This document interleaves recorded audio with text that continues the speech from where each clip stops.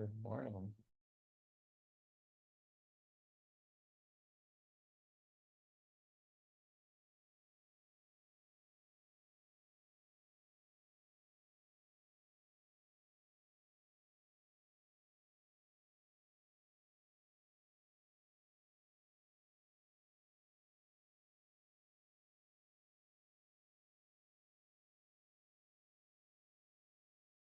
Good morning.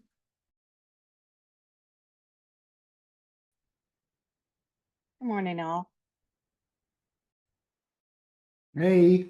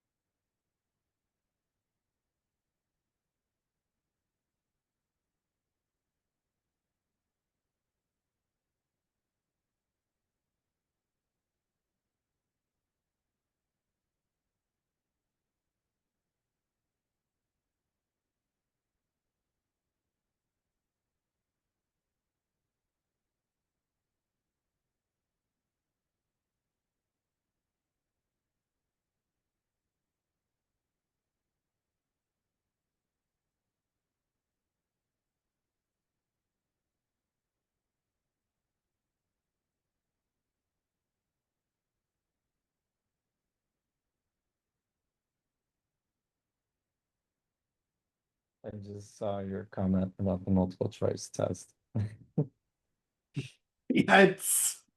yeah.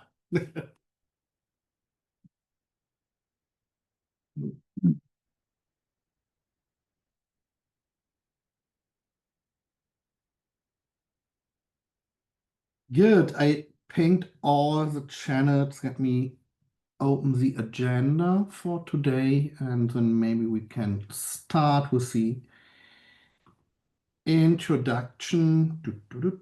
Here we go.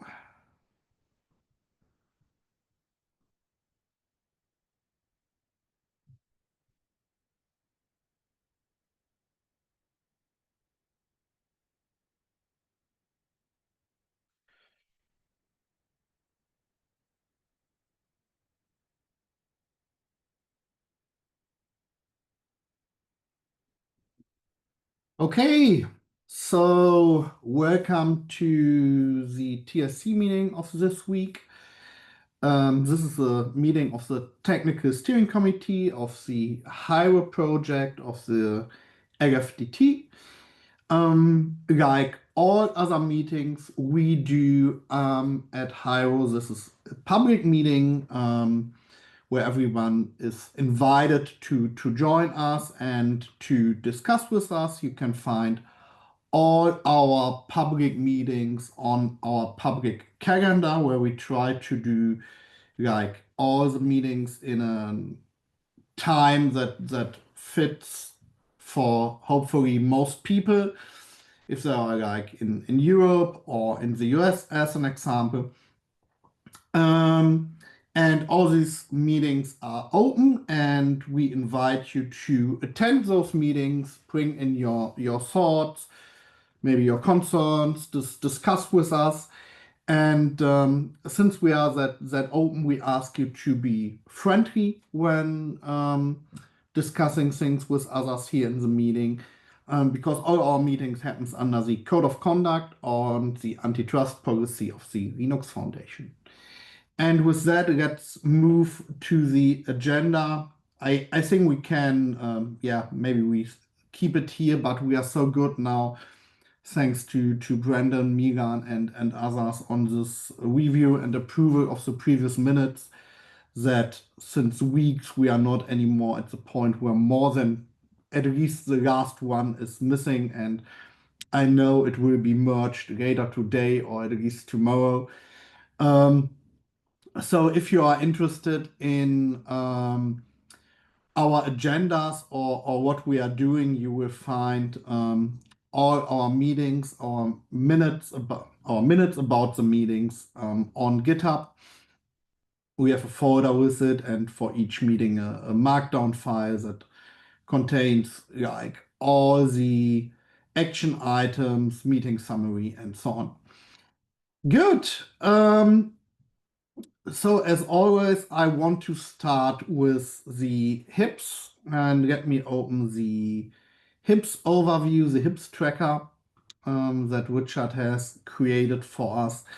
And yeah, we had this HIP 1299 that was presented 2 weeks ago, and Mark is here, perfect. Last week told that there are still some updates going on that one before we can vote on it. Mark, do you have an update for that one? Yeah, I think all the issues are implementation level issues, and the team kind of thought that we really don't need to hold up the vote for those issues. That said, if anybody has a specific question or concern, I think it was mostly people wanted to review it a little more closely. But Richard, I don't know if you have specific issue or also believe it's ready for a vote. No, I didn't have any holdups in this one that I remember anyway. I think it was either Michael or Milan who wanted to have a chance to read through it, I think. Just a quick question. I know it references paying penalties. I'm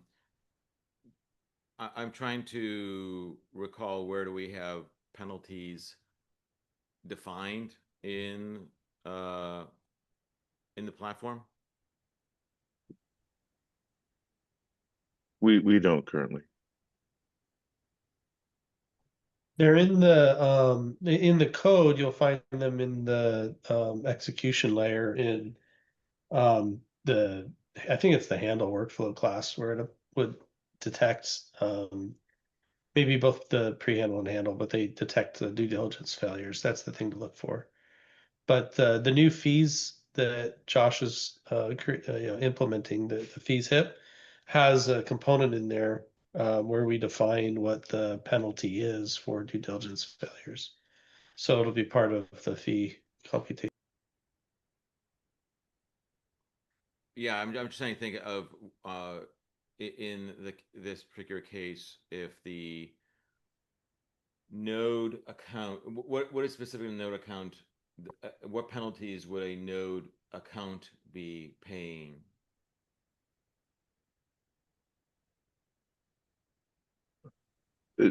It pays the network portion of the fees But in a due diligence failure.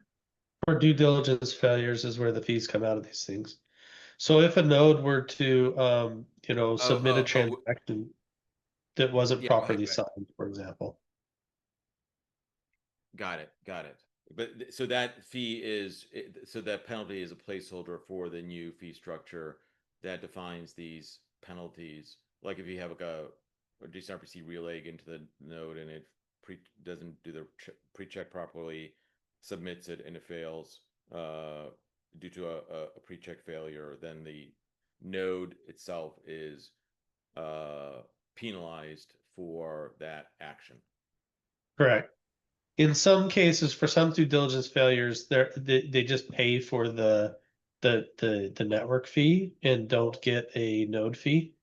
And in other cases where it's something really egregious, then there's a punitive fee that is associated with it. So for example, it's possible that in the normal flow of events, at the time that you did pre-check, the transaction was properly signed, but there was another transaction in flight that changes the keys on the account. By the time the transaction that you tested it, pre-checked that was accurate, gets to the actual consensus, it's no longer properly signed. In that case, the node still has to pay for that, the network fee portion, but it's not punitive because, you know, it wasn't really their fault, probably. Although you can't tell, you can't tell, so you give them the benefit of the doubt. On the other side of it, you have a transaction that cannot be parsed at all. If you get an event from a node and you're trying to protobuf parse the transactions and they don't even parse, there is no excuse for that. If somebody's doing that to you, they are literally attacking you. So you can charge a punitive fee for that. So there's different fees depending on the particular due diligence failure, but in all cases, it's a due diligence failure that causes them to have to actually pay funds from that node account. Okay, okay, yeah, so that's it, so it's kind of a placeholder for that forward-looking fee structure. The penalties element in there. Okay. Yep. I was just trying to think if there's anything historical that I had not, I had overlooked. Well, I think some of this may already be implemented. I mean, it was definitely, I'm pretty sure it was during modularization. I'm pretty sure that it existed before that too. It's just that we've never encountered this because none of our nodes have ever had due diligence failures. So, Yeah, because I did a search in GitHub for the word penalty. And I couldn't find it anywhere but this HIP. But maybe it would just call something else. yeah, I'd look for due diligence. It's usually what we called it. But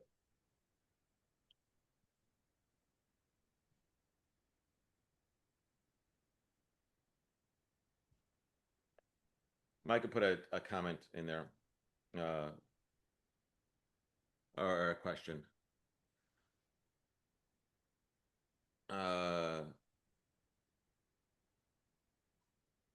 Anybody able to answer the question? So when funds go to 801, they all end up getting dispersed to node operators at some point. So basically, if there's a node operator who's done wrong, they pay the fee, and that fee ends up getting dispersed to the other node operators.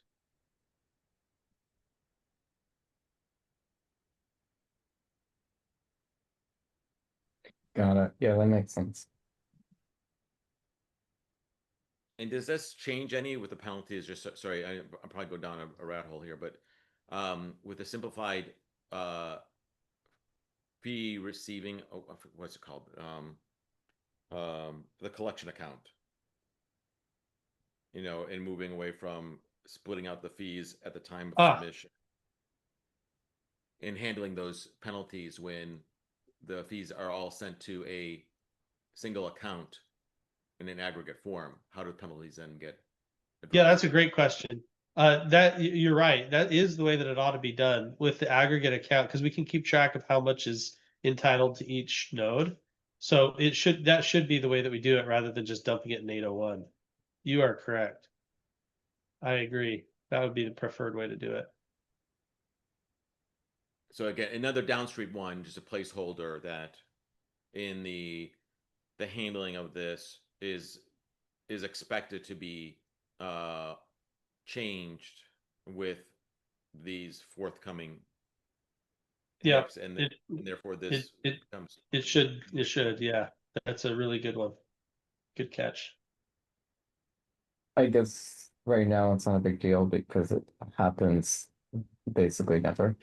So it's more of like a long-term fix, right? Yeah, it's one of those details that you want to get right before you have the community nodes. People always ask us when community nodes. There's just a lot of these details that need to get nailed down, and so that's one of the reasons we do this. But yes, Right. at the moment it doesn't matter, but it will.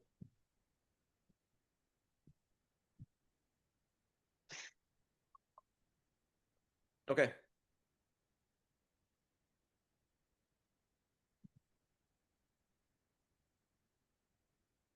I guess just any other, is there at this point, a request to put this forward for a TSC vote? Yeah. Yes. I think Well, So should we go with the stipulation of having a follow-up PIP to cover those edge cases?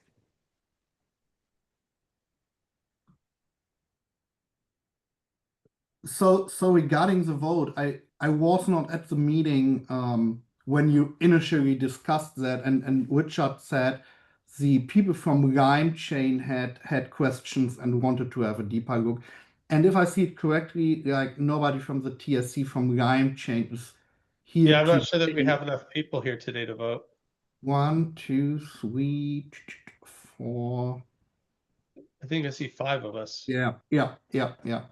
So with that, we should move it to next week and just inform Lime Chain that we want to vote on it next week. And if they have any follow-up questions, I don't know, like Mark, maybe they can contact you then or Richard.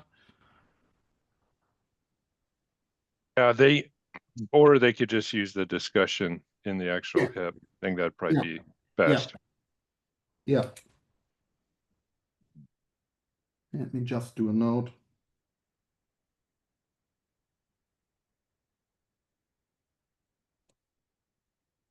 Well, we're at 6 now. Would this be a good opportunity to try the ASIC vote?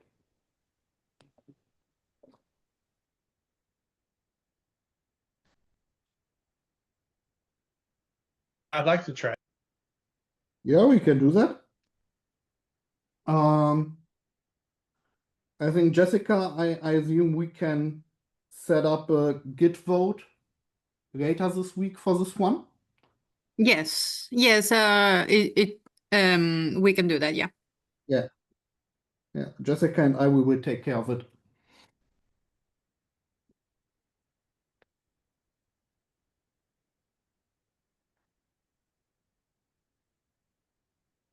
Okay, cool. I think that is the only HIP, right? Everything else looks good so far here in the board. Which brings us to the next topics. I think I accidentally removed Good First Issue update and Oktoberfest update. I put that into it. I wanted to add it. Looks like I overwin the Good First Issue topic. So maybe I can give a short update on that one, on the Good First Issues. I think we really make some success here, especially when looking at not just the issues, which is nice, but we even see now the success when looking at pull requests. Because we have a lot of pull requests where we added this Hacktoberfest accepted label, which is added if it's based on a good first issue this month. And you can see some are still like open, but a lot of them, and this is all like this week, have been merged. So we really have a lot of pull requests being merged in that month. I cannot say how much it is, maybe something between 20 and 30 at least, that we have merged. And it's a mix between projects. So 20 or 30 was last week that were merged. So I think there's a lot happened last week. Totally agree with that. And a lot is really happening in the Python SDK. I will again come to that into a second. But we even have things in consensus node. We have things on the website. So for the website, for example, once here the contributor has fixed the sign off issue, we will have a nice link to GitHub with a GitHub icon on the top right on our homepage and so on and so on. So several things happen here. And where you can really see it is when going to the Python SDK, because the Python SDK, as most of you know, is something we started not that much time ago. And here we invested this year heavily in the Hacktoberfest, and we now have over 50 contributors who contributed to the Python SDK. And that is something that is not coming from Hedera, Hashgraph, or LimeChain, right? That is really a community-driven project, and I think that shows, especially this number shows the success we have here with Hacktoberfest.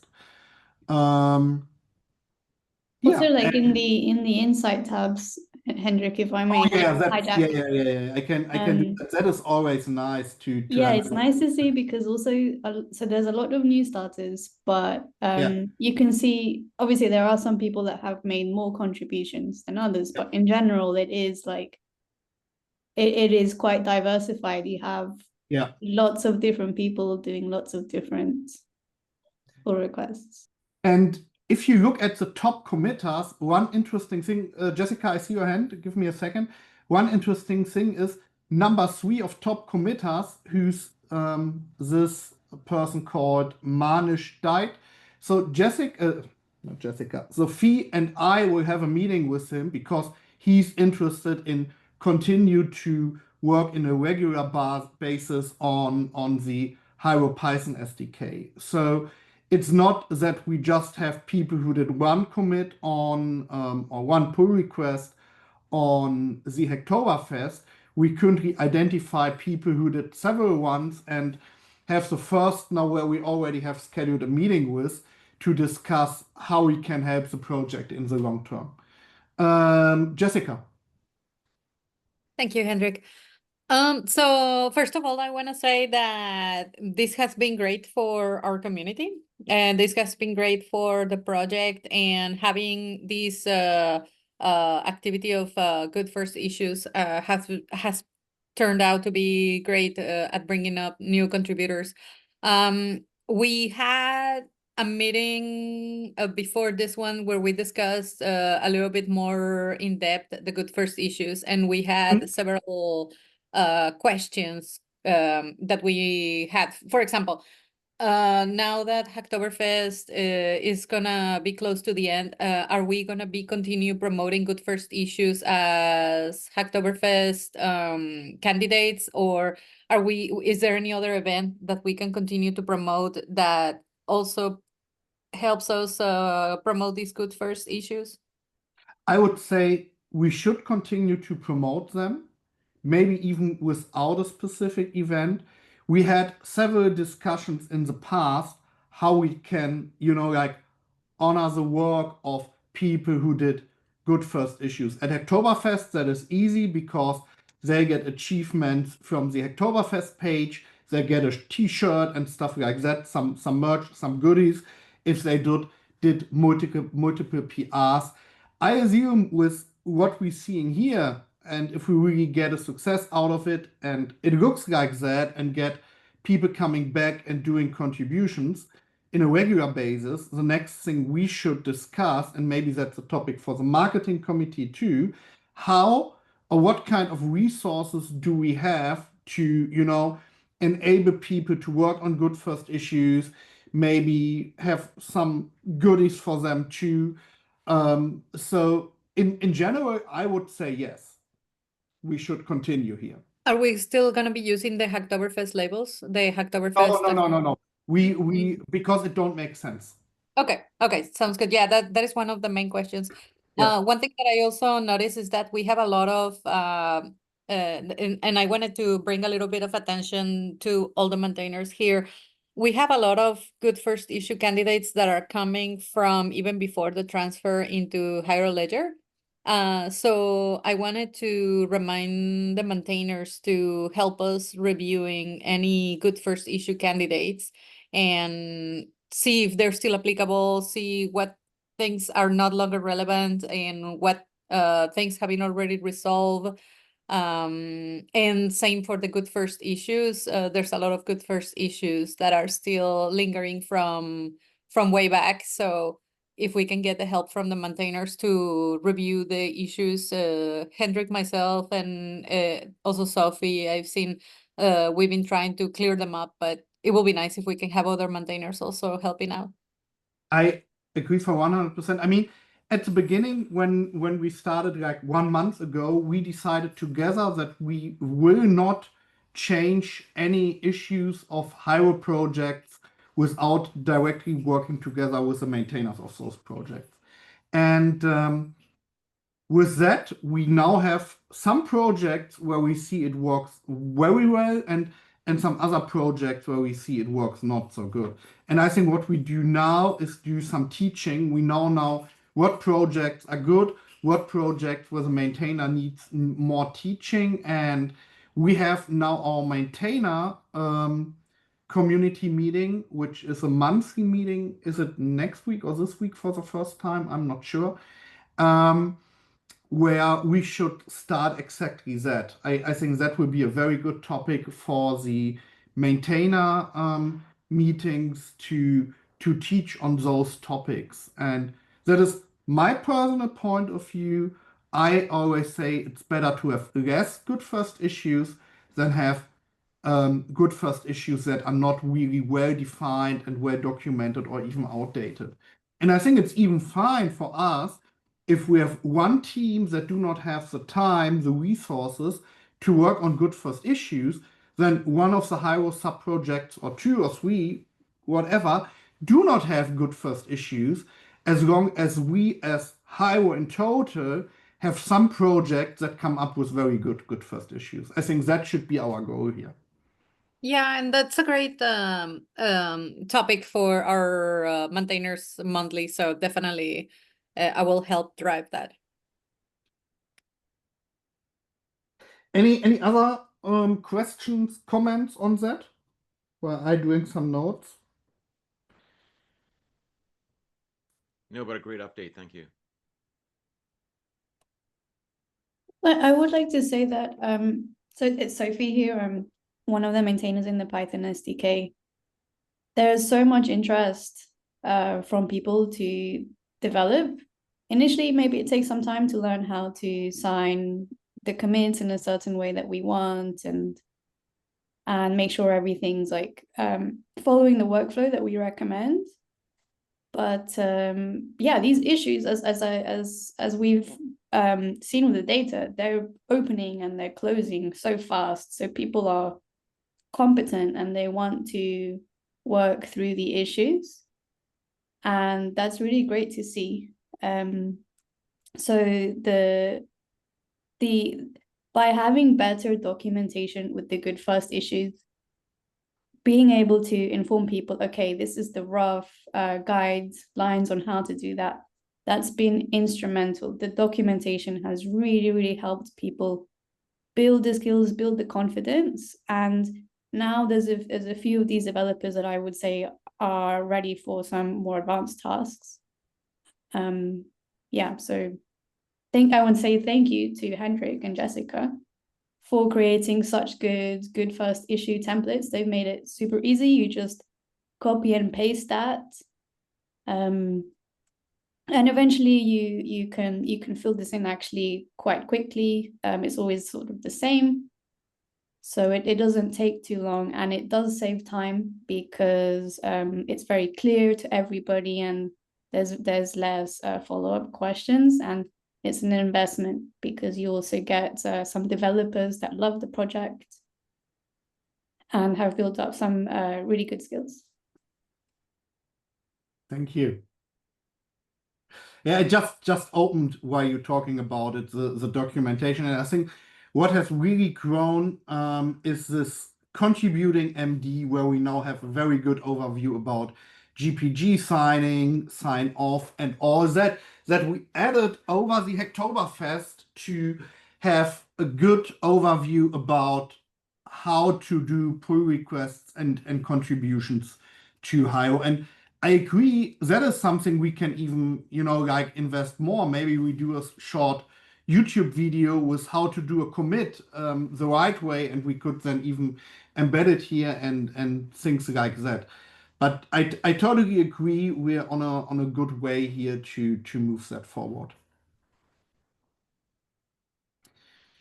Good. Another topic which is a little bit of again, just informing the TSC of some work that is happening is from the SDK area, and I can take that and give you some information.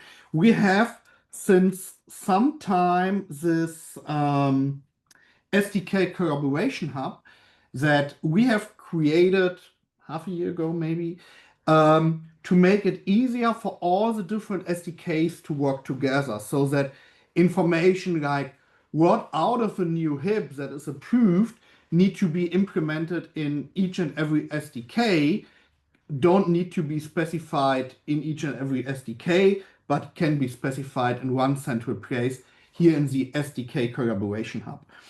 And in the SDK collaboration hub, next to that, we started to work on 2 additional topics. And one is a topic to create better guidelines, especially for people working on SDKs. And here we started with one guideline we are currently working on, which gives an overview about what or how proposals that define what need to be added to each and every SDK should define API changes in a language agnostic way. Because we've seen that while we have the proposals and those proposals already have information about this and that API need to be added or changed, in the proposals, it looks quite different. Some of the proposals define if something should be null, is null allowed or not. Others use straight TypeScript syntax. Others use a kind of fake language syntax. And with that, we started to create a definition about the syntax we would like to use to create those proposals. And when we're good with the definition and see in some proposals that this is really usable and good to create proposals, we will create for each language, for that we support SDKs, a document that gives best practices how things written in this meta API should be implemented in the concrete language, which hopefully helps us that all the things looks more familiar over the SDK, and in one SDK, like patterns are always the same, and it's not like person A develops it like this and person B, who's another committer, develops it like this, so that we really have good guidelines how the usage or the public API of the SDKs should look like and feel like. And that is one thing we are working. We have a lot of discussion about that if you want to know more about it in our SDK community calls. We, for example, discussed how that might even be useful to use API as a help for developing the SDKs, and if the guidelines should be written in a specific way or stored in a specific way, which makes it for API more easy, and things like that. All that is discussed in the SDK community code. And the other thing we have, which was really like added yesterday, is we started a sandbox for the future of SDK development. Like, how could a future SDK be look like if we would start, like, what would we like to change? And here I created some prototyping some time ago, and we now moved it to the SDK collaboration hub in a kind of sandbox mode to discuss things, to play around, to prototype things, to see like how the SDKs might evolve over the next years.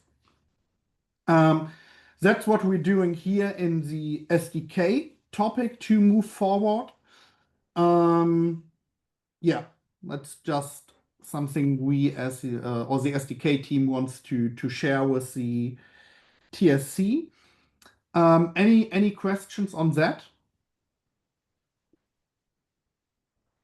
Hendrik, just real quick, as you're talking through that and trying to, I guess, normalize implementation, across languages and so forth, is, I think we touched upon this a little bit previously, but the topic of conformance testing and the ability to have some normative tests to validate consistent implementation across SDKs.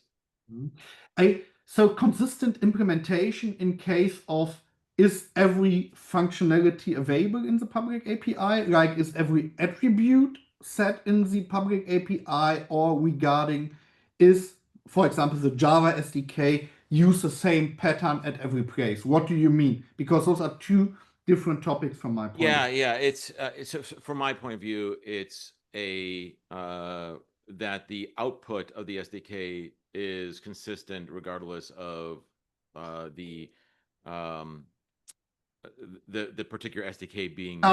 Yeah. So Now I and understand. normative in terms of, all the mandatory fields are there, all and that the all the appropriate checks, that because you, with the conformance testing, you have a specific set of inputs with a set of specific outputs, and measuring those and to see, are they consistent with what the normative spec or behavior is defined. Yeah, that is where I and I assume the other people from the SDK team too see the TCK be the right candidate to do that.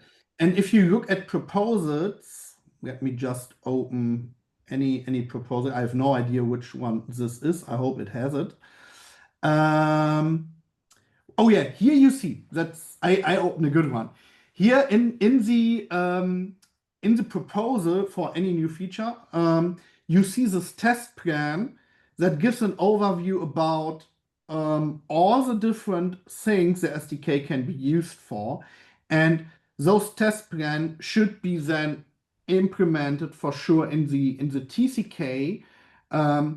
And the TCK should by default check if each and every property is, can be set, can be get, and things like that out of the of any SDK. So that is exactly why we have the TCK to do this definition just in one place, and then can, create an adapter to the TCK where the tests are stored, and then you can run easily each of the TCK tests against any SDK.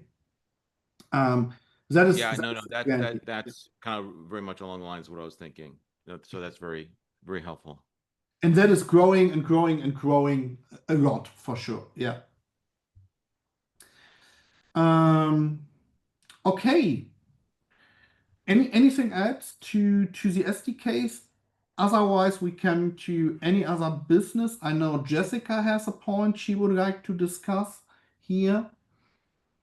Yeah, there were two actually. One of them was related to the Good First issue, and the other one was regarding GitHub discussions. I was trying to clear up any of the discussions that we have at the org level, and there's many unanswered questions from new members of the community, like how do I do this, how do I do that? And I think I posted it a little bit longer ago in the Hiero general channel, but I will need some help if people can help me going through some of those, and especially the unanswered questions from the community, mainly because it looks good on us if we reply to those, and if there are things that are not possible or they're out of scope for our project, it's just an easy no.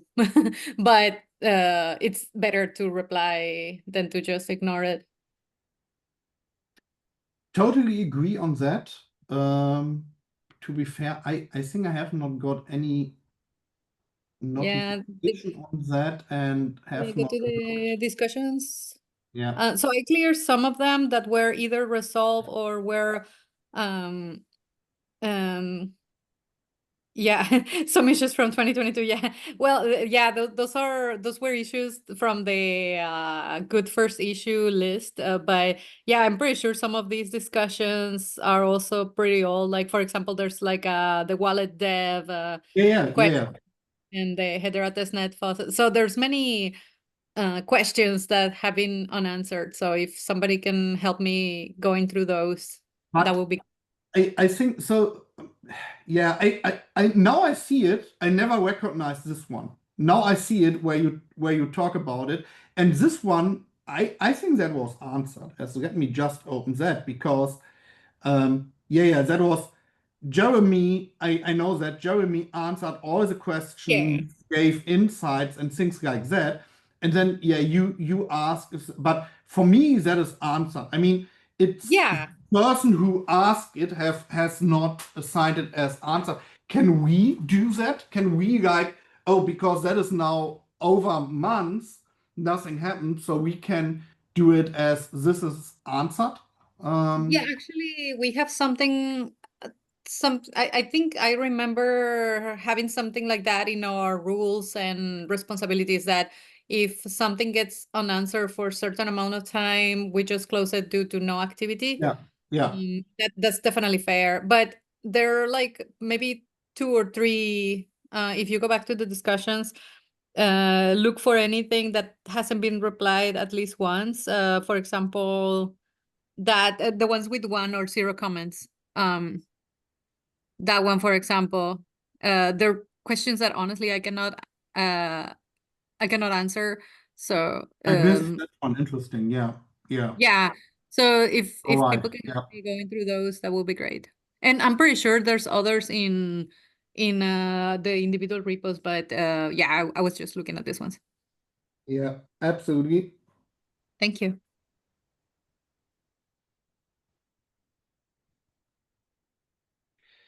But I know you have another topic too, right?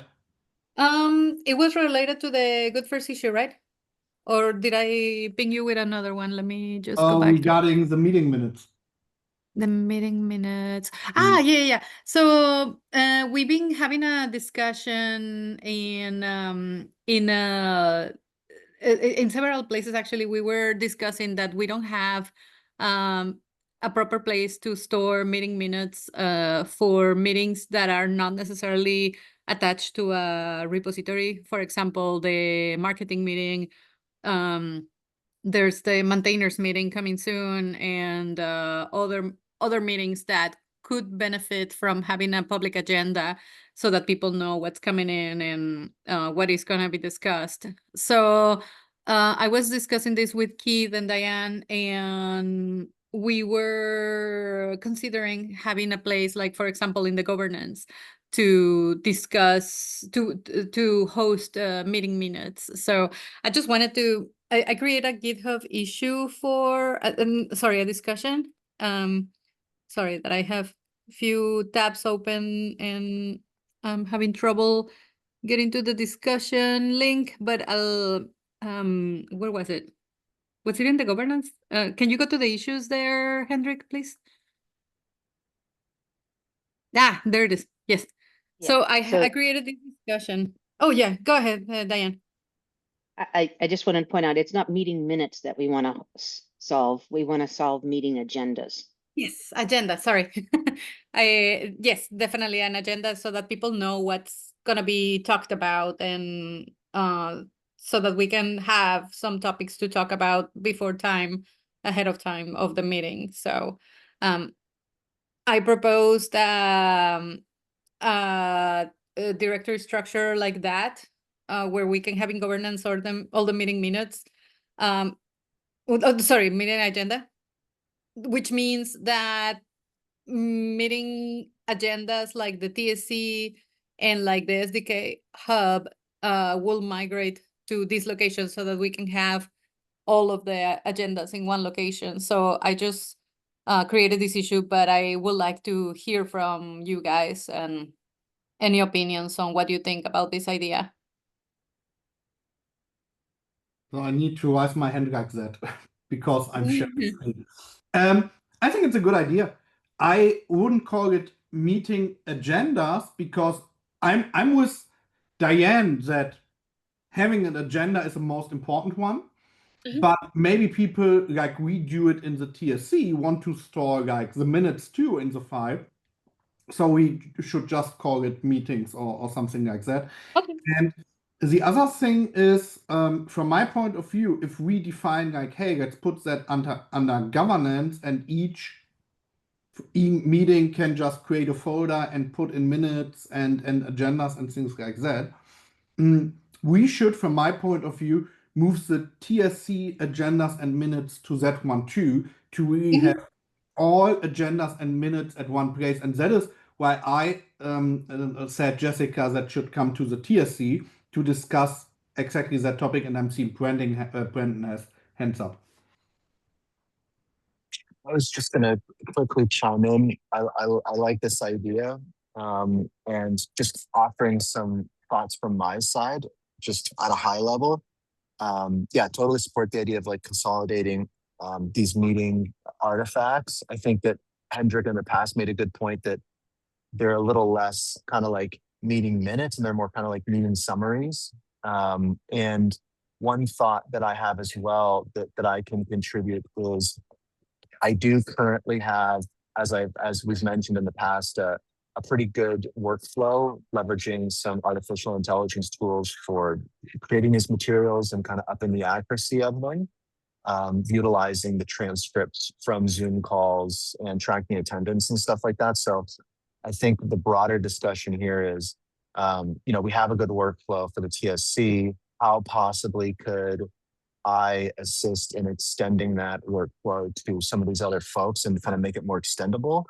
And then that way we can kind of have a shared workflow for generating these documents, and you wouldn't have to rely on myself so much. Like, I think that's possibly something we could do to kind of have a bit of an unlock as well, just in kind of making it really easy to rapidly create these artifacts. So just a thought, wanted to just kind of share that, but I think this is a great idea. I think it's a natural evolution of the Hiero org. I think that generally most of the discussions so far as we've been kind of standing things up have been in the TSC. So we've kind of considered the TSC kind of like the center of all the discussion meeting minutes. But now that the discussions have expanded, I think it would be great to have a central place to go and find these types of things. I like the idea of doing it on GitHub because it kind of keeps everybody in that world, and possibly it slots, instead of the TSC being the center of that meeting summary universe, the TSC could slot into that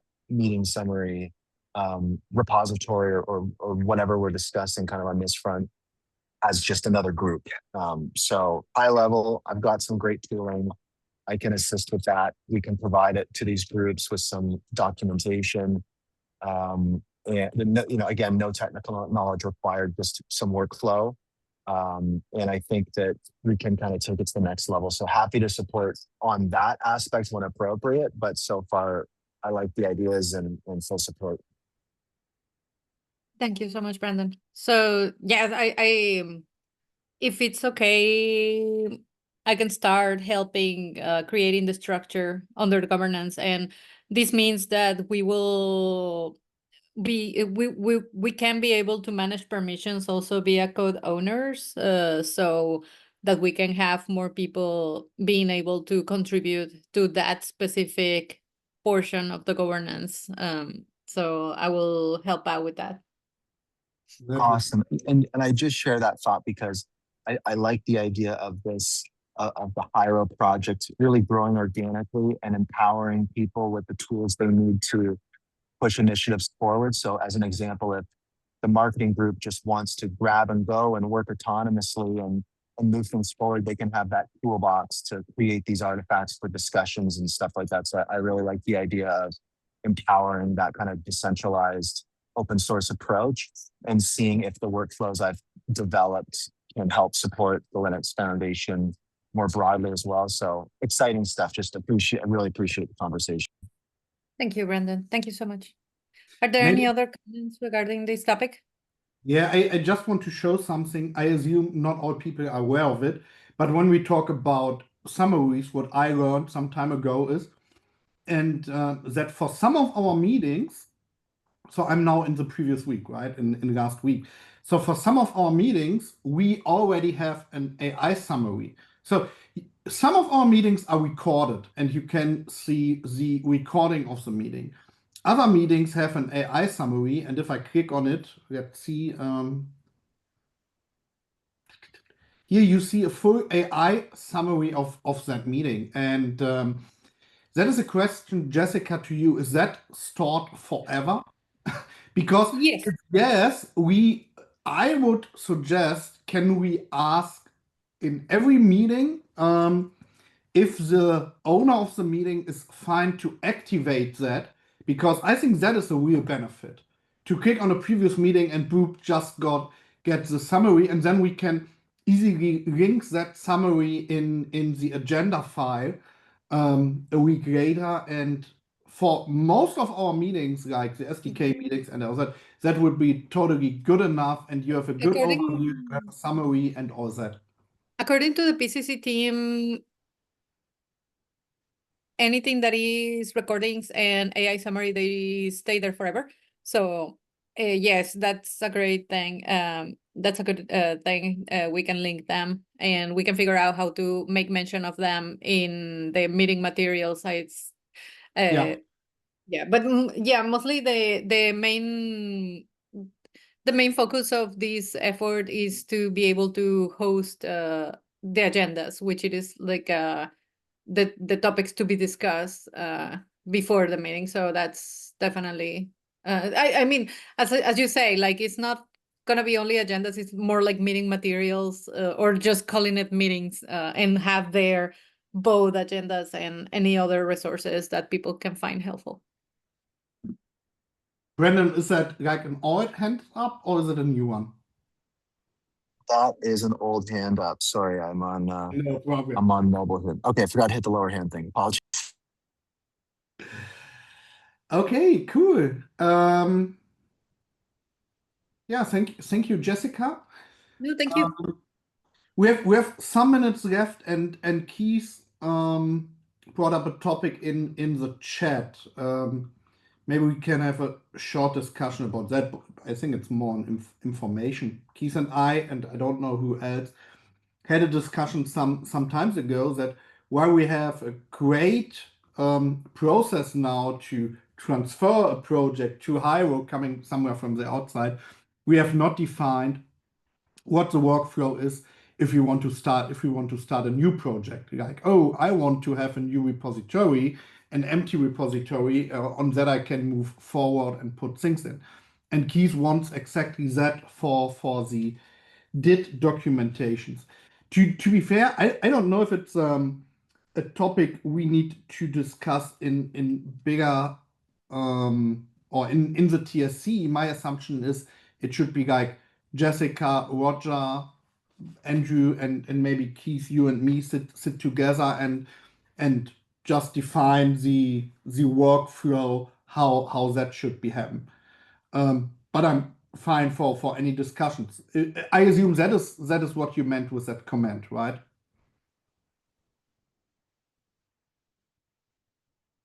Yeah. I mean, I think maybe if, I mean, I think just right now, nobody knows who's responsible for it. Maybe we also need to just designate who's responsible for creating those repos. And if they don't have time or bandwidth, then we need to assign new, like maybe give yourself, Henrik, permission, or I don't know, somebody else permission to do that activity.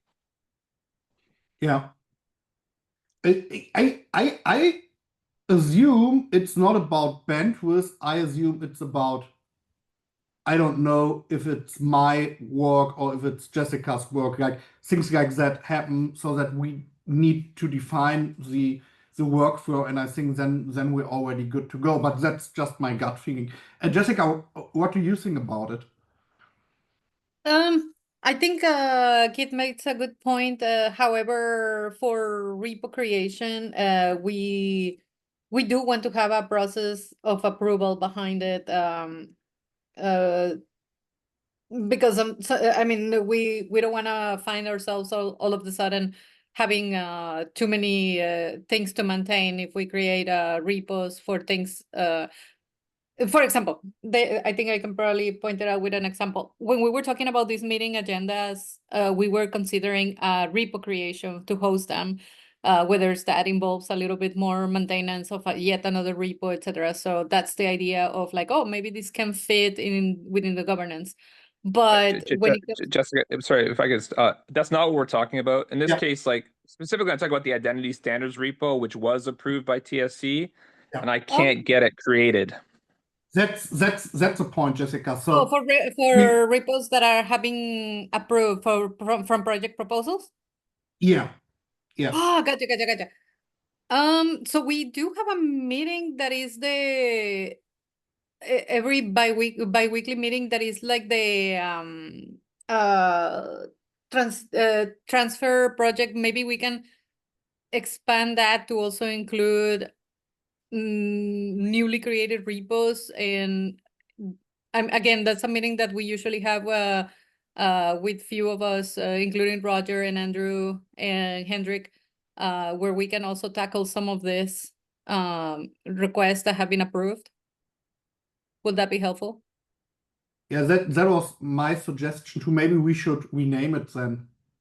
Yeah, because right now it's just for transfers, pending transfers, but it should be also for non-transfer, but rather newly requested repos. Yes.